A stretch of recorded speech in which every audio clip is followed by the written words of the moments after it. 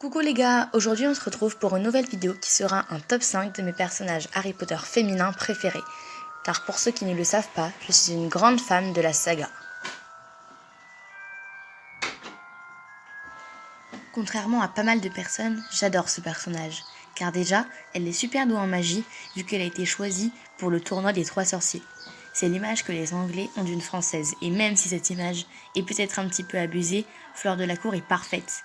Quand Bill est mordu par un loup-garou, elle ne perd pas son amour pour lui, et elle déclare même qu'il est toujours aussi beau.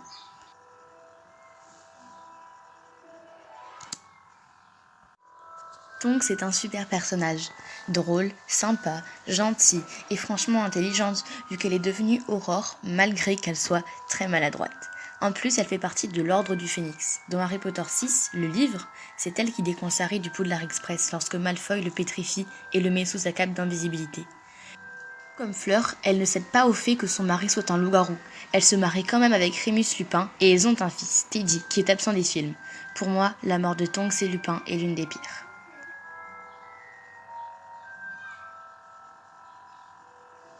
Je ne sais pas si vous êtes du même avis, mais personnellement, j'adore Minerva McGonagall.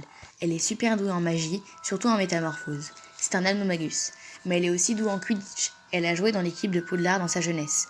Tout en étant très stricte, elle a aussi un brin de folie. Elle était avec Severus Rogue, le bras droit de Dumbledore. Elle était aussi très attachée à Harry. Vraiment, pour son âge, c'est une sorcière parfaite que j'ai toujours aimée et qui a la classe.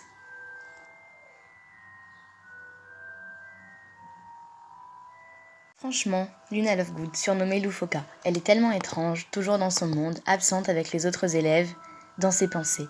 Harry, Hermione, Ron et Ginny et Neville étaient ses premiers amis. On dirait un petit peu qu'elle vit dans un autre monde, vu toutes les choses un peu étranges qu'elle raconte à Harry. Et pourtant, elle est à Serdaigle, elle est très intelligente. C'est elle qui dit à Harry d'aller parler à Helena Serdaigle pour trouver le diadème de Serdaigle. Elle fait partie de l'AD et a combattu lors de la bataille du département des mystères. Et même si elle n'est arrivée que dans Harry Potter 5, elle a réussi à se créer une place dans l'univers de Harry Potter et finir à la 2e place. Je pense même qu'elle aurait pu finir première s'il n'y avait pas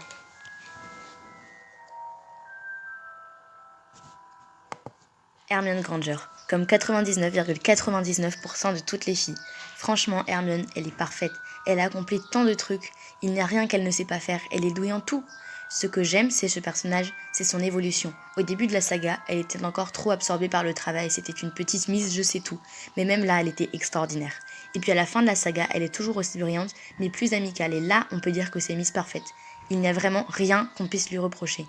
Et puis c'était Emma Watson. Même on n'en parle pas assez, c'est quelqu'un de parfait. Bref, je vais devoir arrêter là, parce que j'ai trop de choses à dire et sinon ça ne va jamais finir. À tout le monde, j'espère que la vidéo vous a plu, n'hésitez pas à mettre un j'aime et à vous abonner. Bye bye, bisous!